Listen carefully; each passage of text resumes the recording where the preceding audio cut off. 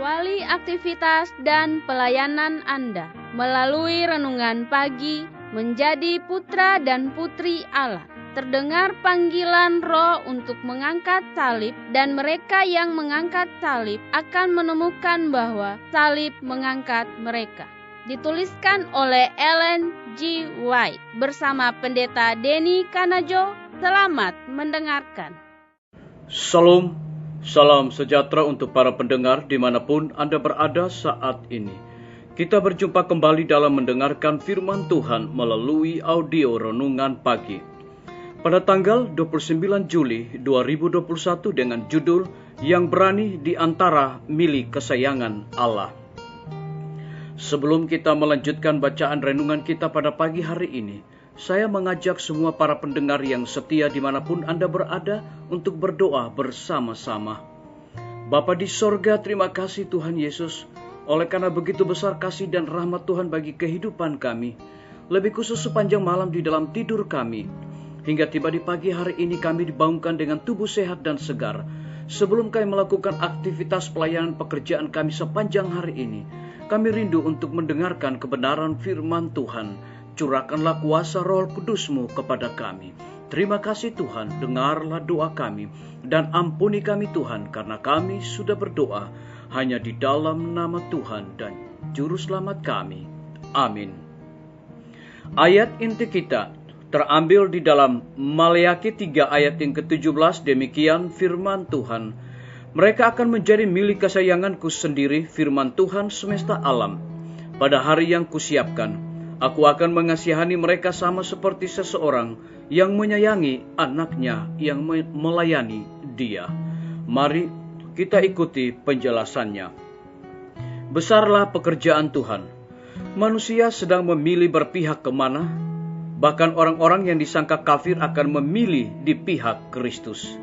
Sedangkan orang-orang yang melukai perasaan, seperti murid-murid, akan pergi dan tidak berjalan lagi dengan dia. Apakah dampaknya terhadap orang-orang saleh dengan adanya usaha manusia untuk membatalkan hukum Allah? Apakah mereka akan takut karena celaan dunia atas hukum suci Allah? Apakah orang-orang percaya yang benar dalam beginilah firman Tuhan akan menjadi bimbang dan malu karena seluruh dunia tampak menghina hukumnya yang adil itu? Akan terbawa aruskah mereka oleh kejahatan yang merajalela? Tidak, bagi orang-orang yang telah menyerahkan dirinya kepada Allah, hendak berbakti kepadanya, hukum Allah menjadi lebih indah apabila ditunjukkan kontras antara penurut dan pelanggar. Sebandingnya dengan sebagaimana sifat-sifat iblis diperkembang dalam orang-orang yang menghina dan melanggar hukum Allah, bagi pengikut yang setia, hukum yang suci itu akan menjadi lebih mahal dan berharga.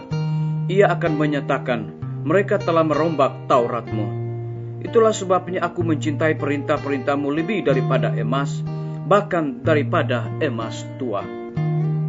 Orang-orang itu adalah yang telah setia menjadi penata layanan anugerah Allah, yang kasihnya akan hukum-hukum Allah bertumbuh dengan penghinaan yang akan ditaruh atas mereka oleh semua orang yang sekeliling mereka. Orang-orang jahat dan gereja selaras dalam kebencian ini terhadap hukum Allah, dan kemudian Kristus datang. Tetapi ketika mereka bersungut-sungut dan mengeluh dan tuduhan palsu, serta melakukan pekerjaan iblis dengan sangat rajin, satu golongan lain dibawa ke pemandangan kami. Beginilah berbicara satu sama lain orang-orang yang takut akan Tuhan. Tuhan memperhatikan dan mendengarnya. Sebuah kitab peringatan ditulis di hadapannya bagi orang-orang yang takut akan Tuhan dan bagi orang-orang yang menghormati namanya. Biarlah bacaan renungan kita saat ini akan menjadi berkat bagi kita semua. Mari kita tunduk kepala dan berdoa.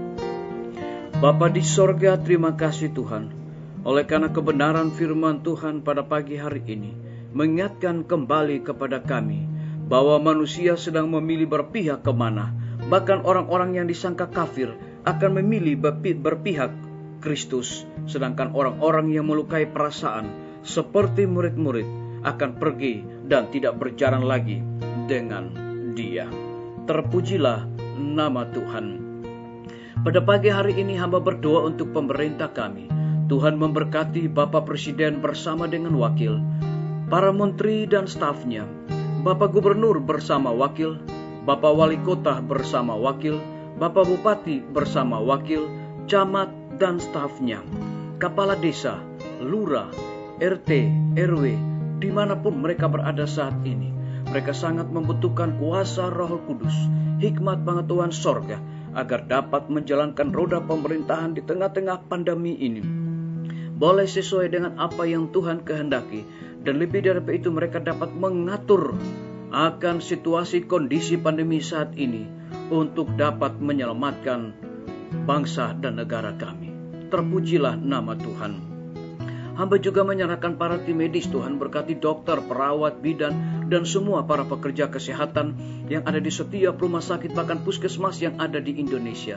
Lindungi, pelihara mereka, berikan kekuatan kesehatan sukacita di dalam menjalankan tugas pelayanan di tengah-tengah pandemi saat ini. Kami juga berdoa untuk guru-guru, kepala sekolah, dan semua siswa. Kiranya Tuhan memberkati mereka agar dalam memasuki tahun ajaran yang baru ini, mereka dapat melakukan tugas mereka sebagai guru, sebagai siswa dengan sukacita.